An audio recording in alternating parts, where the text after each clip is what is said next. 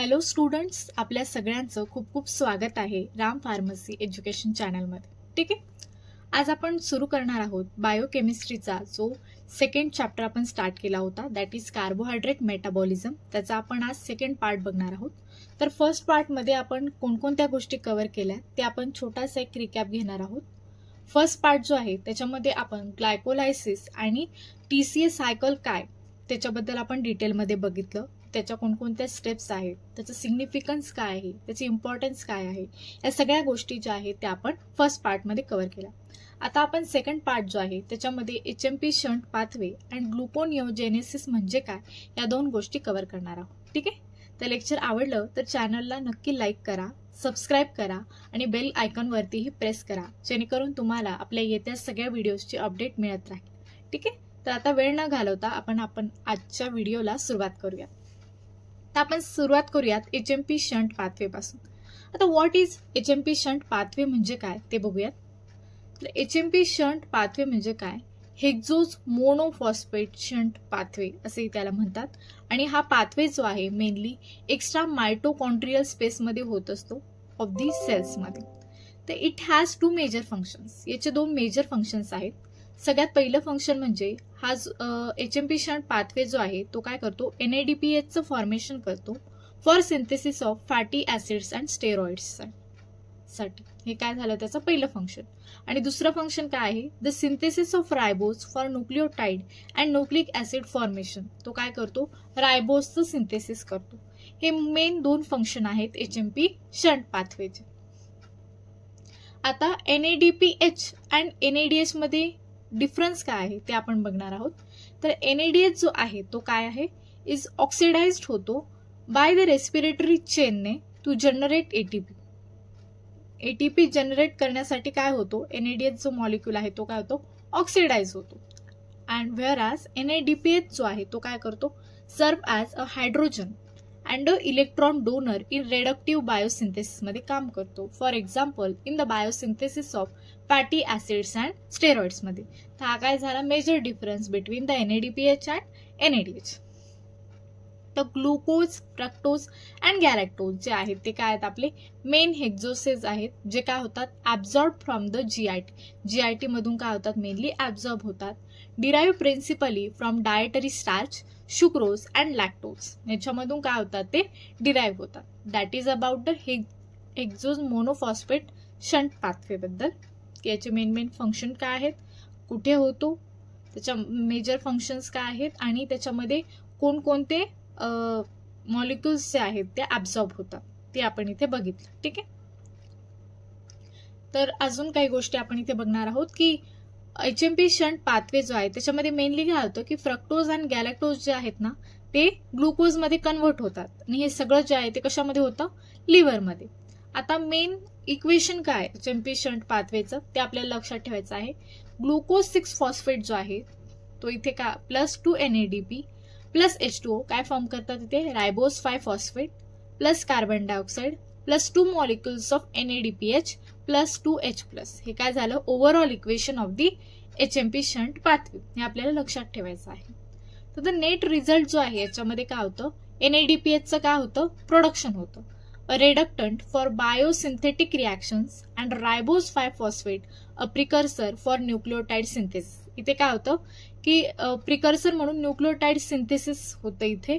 आणि net product जे आहे ते काय फॉर्म होते इथे, NADPH. इथे बघू शकता आपण की 2 मॉलिक्युल्स ऑफ NADPH जे आहे ते इथे काय झालेले आहेत, फॉर्म झाले आहेत. तर ह्या गोष्टी आपल्याला HMP शंट पाथवे बद्दल लक्षात ठेवायच्या. त्याच्यानंतर आपण पाहणार आहोत reactions of HMP shunt pathway. आता आपण ग्लायकोलायसिस मध्ये पण बघितलं, TCA सायकल मध्ये पण बघितलं. इथे पण आपल्याला HMP शंट पाथवेच्या रिॲक्शन्स ज्या आहेत त्या लक्षात ठेवायच्या आहेत. ठीक आहे, तर HMP शंट पाथवे जे आहे त्याच्या मेनली 4 स्टेप्स मध्ये रिॲक्शन्स ज्या आहेत त्या कम्प्लीट होतात. आता सगळ्यात पहिल्या स्टेपमध्ये काय सांगितलंय की ग्लुकोज 6 फॉस्फेट जो आहे तो इथे काय होतो, convert in 6 phospho glucono delta lactone मध्ये काय होतो, हा कन्वर्ट होतो in the presence of glucose 6 phosphate dehydrogenase. ज्याच्यामध्ये काय होतं, NADP प्लस मॉलिक्युल जो आहे तो NADPH मध्ये कन्वर्ट होतो +H+ ion in the presence of magnesium 2+. ठीक आहे, ही रिॲक्शन होते. आता इथे काय करायचं आपल्याला, या रिॲक्शन्स लक्षात ठेवताना ग्लुकोज 6 फॉस्फेटचं स्ट्रक्चर मेनली लक्षात ठेवायचं. 6 कार्बन चेन आहे, ठीक आहे. फर्स्ट अँड 5th कार्बनला ऑक्सिजन अटॅच्ड आहे. आता इथे चेंज झाल्यानंतर काय होतं, आता काय फॉर्म होतोय, 6 फॉस्फो ग्लुकोनो डेल्टा लॅक्टोन.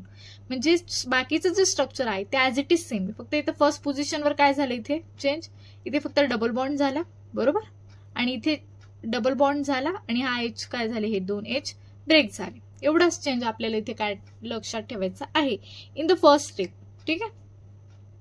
आता दुसऱ्या स्टेपमध्ये काय होतं बघूयात, की हा 6 फॉस्फो ग्लुकोनो डेल्टा लॅक्टोन आपण ॲज इट इज घेतला आणि त्याचं लॅक्टोनेसच्या प्रेझेन्समध्ये कन्व्हर्जन झालं 6 फॉस्फो ग्लुकोनेटमध्ये, ठीक आहे.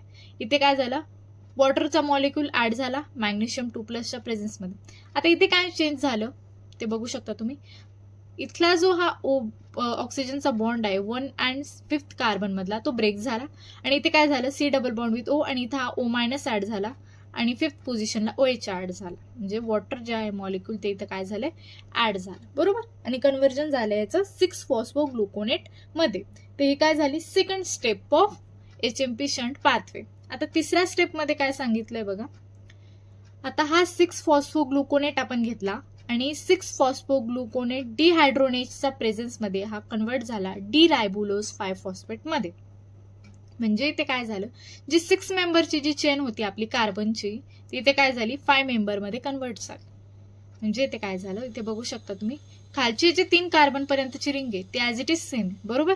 इथे फक्त काय झालंय, C double bond with O झाला इथे, बरोबर, आणि हा वरचा जो आहे ते CH2 हे CO2 जे आहे ते काय झालं इथून लॉस झालं आणि इथे काय झालं CH2 आणि इथे हा OH. म्हणजे इथे कशात कन्वर्ट झालं, डी रायबुलोज 5 फॉस्फेट मध्ये इन स्टेप 3.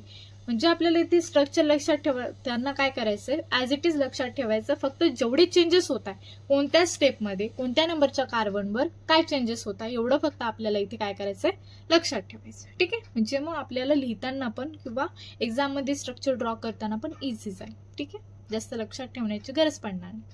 आता आपण बघतोय स्टेप 4. स्टेप 4 मध्ये काय होतं, द एन्झाईम फॉस्फोपेंटोज आयसोमेरेज जो आहे तो काय करतो, या रायबुलोज 5 फॉस्फेटला कन्वर्ट करतो त्याच्या अल्डोज आयसोमरमध्ये, दॅट इज डी रायबोज 5 फॉस्फेट, ठीक आहे. आता हा डी रायबुलोज 5 फॉस्फेट कन्वर्ट झालाय, इथे बघू शकता त्याच्या अल्डोज आयसोमरमध्ये. म्हणजे इथे काय झालं, तो कीटो आयसोमरेज आहे, ती C double bond with O आहे आणि इथे काय झालं, इथे बघा, इथे हा एकच कार्बनला जॉईंट आहे, ठीक आहे, लक्षात ठेवा, इथून येणार आहे. मग इथे काय झालं, अल्डिहाइड अटॅच झालं CHO आणि इथे COH आणि इथे H झालं, ठीक आहे. हे दोघं काय झाले एकमेकांचे आयसोमर आणि इथूनच काय होतं, synthesis of nucleotides DNA and RNA. काल these are the steps of HMP shunt pathway, हे आपल्याला लक्षात ठेवायच्या आहेत, ठीक आहे. या 4ही स्टेप्स आपल्याला HMP शंट पाथवे मध्ये काय करायच्या, मेन्शन करायच्या. हा पण क्वेश्चन 5 मार्क्सला येतो मोस्टली, पण 10 मार्क्सला पण विचारला जाऊ शकतो डिटेलमध्ये. मग त्यामध्ये आपल्याला त्याचं सिग्निफिकन्स, त्याची इम्पॉर्टन्स, त्याचे फंक्शन, त्याच्याबद्दल डिटेल, या सगळ्या गोष्टी मेन्शन कराव्या लागतात, ठीक आहे. आता आपण बघणार आहोत ग्लुकोज 6 फॉस्फेट डिहायड्रोजिनेस डेफिशियन्सी बद्दल. आता हे काय आहे, तर ही एक प्रकारची जेनेटिक डेफिशियन्सी आहे, जिथे काय होतं, ग्लुकोज 6 फॉस्फेट डिहायड्रोजिनेसची काय होते, डेफिशियन्सी होते. हा काय आहे, फर्स्ट एन्झाईम आहे ऑफ द पेंटोज फॉस्फेट पाथवेचा, is a major cause of haemolysis of red blood cells. याच्यामुळे काय होतं की रेड ब्लड सेल्स आहेत त्या ब्रेक होतात, रिझल्टिंग इन हिमोलायटिक अनिमिया. त्याच्यामुळे हिमोलायटिक अनिमिया होतो अँड ग्लुकुरोनिक ऍसिड जे आहे ते काय होतं, सिंथेसाइज्ड होतं फ्रॉम ग्लुकोज पासून via the uronic acid pathway of major significance for the excretion of metabolites and foreign chemicals as glucuronides. तर याच्याबद्दल जे आहे आपल्याला ग्लुकोज 6 फॉस्फेट डिहायड्रोजिनेस डेफिशियन्सी बद्दल आपल्याला 3 मार्क्सचा क्वेश्चन येऊ शकतो की what is the deficiency of glucose 6 phosphate डिहायड्रोजिनेस.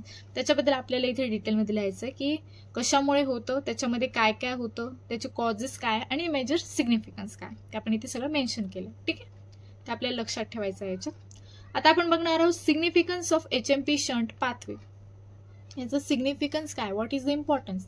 तर सगळ्यात मेन इम्पॉर्टंट काय की इथे जो कार्बन डायऑक्साईड जो इथे फॉर्म होतोय तो काय कॅरेक्टरिस्टिक प्रॉडक्ट आहे इन दिस पाथवे मध्ये. Which is not formed in Embden Meyerhof pathway, तो दुसऱ्या कोणत्याही पाथवेमध्ये फॉर्म होत नाही. This product is utilised for the synthesis of fatty acid and purine bases etcetera. ठीक, हा झाला त्याचा पहिला सिग्निफिकन्स. आता दुसरा काय म्हटलंय की द रेड्यूस NADP जो आहे याच्यामध्ये तो काय होतो, फॉर्म्ड होतो in this pathway, is used in the synthesis of fatty acids, cholesterol और steroids and in the synthesis of amino acids मध्ये पण याला यूज केलं जातं via glutamate dehydrogenase outside the mitochondria. हे झालं त्याचं दुसरा significance of HMP shunt path. ठीक, याच्यामध्ये जो रेड्युस्ड NADP आहे तो पण इथे काय होतो, also required in uronic acid pathway मध्ये पण काय होतो, यूज होतो for the synthesis of ascorbic acid and xylulose five phosphate मध्ये. ठीक आहे, हा झाला त्याचा तिसरा सिग्निफिकन्स. तर पेंटोज शुगर्स ज्या आहेत ज्या या पाथवेमध्ये प्रोड्यूस होतात are utilised for the synthesis of nucleic acids and nucleotides मध्ये यांना यूज केलं जातं. ठीक आहे, आपण बघू शकतो की त्याची इम्पॉर्टन्स काय आहेत ते. त्याच्यानंतर स्केलेटल मसल ज्या आहेत ज्या काय असतात इनकेपेबल आहेत of synthesising ribose, this is probably accomplished by a reversal of the shunt pathway utilising fructose 6 alpha, glyceraldehyde 3 alpha and enzymes transketolase and ट्रान्सअल्डोलेज.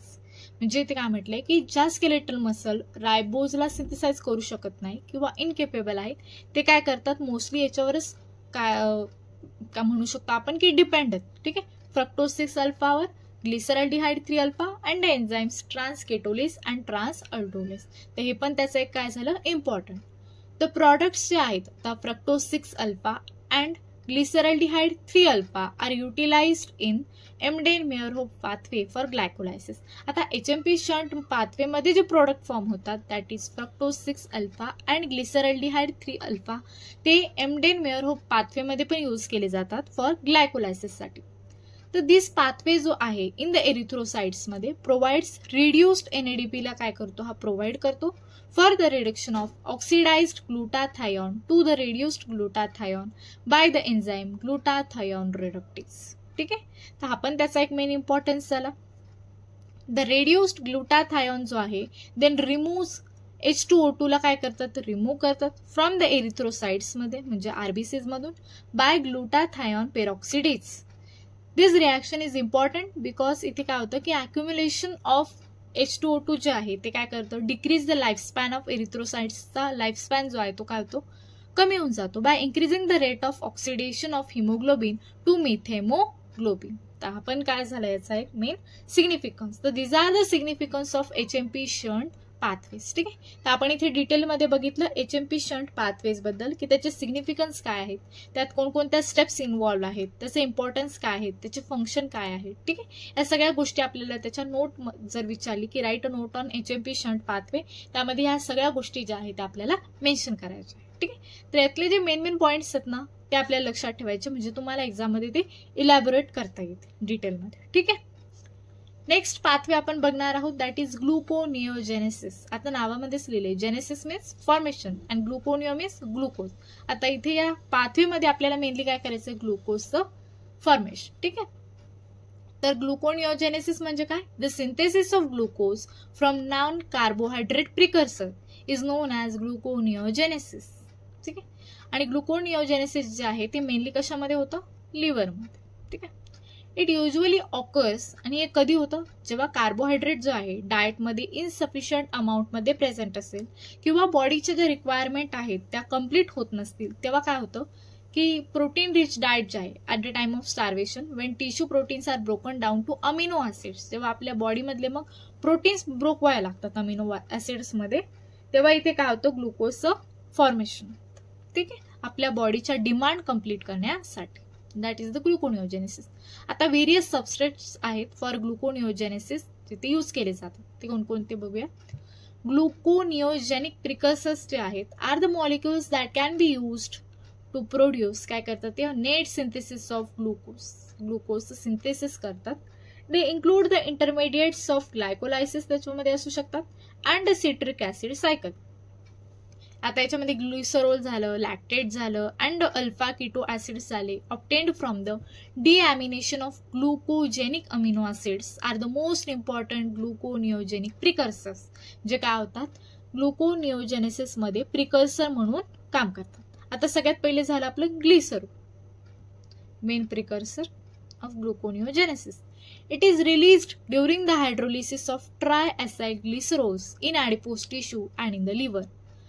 जेव्हा ट्रायएसाइल ग्लिसरॉल्स जे आहेत बॉडीमधले त्यांचं हायड्रोलिसिस होतं, ब्रेकडाऊन होतं इन ॲडिपोज टिश्यूमध्ये किंवा लिव्हरमध्ये, तेव्हा हे ग्लिसरॉल जे आहे ते काय होतं इथे बॉडीमध्ये रिलीज होतं. दुसरं आहे lactate. It is released into the blood. हे ब्लडमध्ये रिलीज होतं जेव्हा स्केलेटल मसलची एक्सरसाइज होते किंवा by cells that lack mitochondria such as red blood cells, तेव्हा लॅक्टेट जे आहे ते काय होतं बॉडीमध्ये रिलीज होतं. आणि तिसरे आहेत amino acids. Amino acids derived from hydrolysis of tissue proteins are the major sources of glucose during fasting. जेव्हा बॉडीमधलं ग्लुकोज कमी होतं किंवा एनर्जी रिक्वायरमेंट्स ज्या आहेत त्या कार्बोहायड्रेट पासून कंप्लीट होत नाहीत, तेव्हा बॉडीमधले प्रोटीन जे आहेत ते काय होतात अमिनो ॲसिड्समध्ये ब्रेकडाऊन होतात आणि तेव्हा काय होतं ग्लुकोजचं सिंथेसिस होतं. तर these are the substrates or precursors for gluconeogenesis. Okay, आता आपण ग्लुकोनिओजेनेसिसचा पाथवे जो आहे तो बघणार आहोत. तर सिम्पली लक्षात ठेवायचं, ग्लुकोनिओजेनेसिसचा पाथवे जो आहे तो काय आहे, रिव्हर्स ऑफ ग्लायकोलायसिस. ग्लायकोलायसिसमध्ये आपण बघितलं की काय होतं, ग्लायकोलायसिसमध्ये ग्लुकोजचं कन्व्हर्जन पायरुवेटमध्ये होतं, बरोबर. आणि ग्लुकोनिओजेनेसिसमध्ये काय होतं, त्याचं उलट होतं. पायरुवेटचं कन्व्हर्जन कशामध्ये होतं, ग्लुकोजमध्ये. ठीक आहे, तर त्याचं एक स्टेप बाय स्टेप आपण बघणार आहोत. आता इथे ग्लायकोलायसिसची सायकल आपण बघितलेली आहे, तर त्याच्या रिव्हर्समध्ये आपल्याला बघायचं आहे. ठीक आहे, ग्लुकोनिओजेनेसिस. तर सगळ्यात पहिल्यांदा इथे काय होणार, पहिल्या स्टेपमध्ये पायरुवेटचं कन्व्हर्जन जे आहे ते कशामध्ये होईल, ऑक्झॅलो ॲसिटेटमध्ये in the presence of pyruvate carboxylase. ठीक आहे, ही काय झाली आपली पहिली स्टेप. आता ह्या ऑक्झॅलो ॲसिटेटचं कन्व्हर्जन पुन्हा कशामध्ये होणार, फॉस्फोइनॉल पायरुवेटमध्ये in the presence of phosphoenolpyruvate carboxykinase. ठीक आहे, ही काय झाली दुसरी स्टेप. म्हणजे इथे काय होतं, ऑक्झॅलो ॲसिटेटचं कन्व्हर्जन होते फॉस्फोइनॉल पायरुवेटमध्ये. आता याच्या पुढे काय होणार दुसऱ्या याच्यात, की फ्रक्टोज 1,6 डायफॉस्फेट जो आहे तो फ्रक्टोज 1,6 डायफॉस्फेटेजच्या प्रेझेन्समध्ये फ्रक्टोज अल्फा फॉस्फेटमध्ये काय होणार, कन्व्हर्ट होणार. ठीक आहे, आणि इथेच काय होणार, एटीपी जो आहे तो एडीपी मध्ये कन्व्हर्ट होणार.